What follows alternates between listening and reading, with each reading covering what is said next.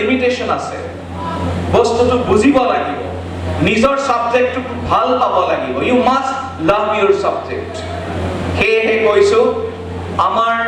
এজোপা গছৰ যেনেকৈ শিপাটো অতি শক্তিশালী হ'ব লাগিব তোমালোকৰো শক্তিশালী হ'ব লাগিব মানসিকভাৱে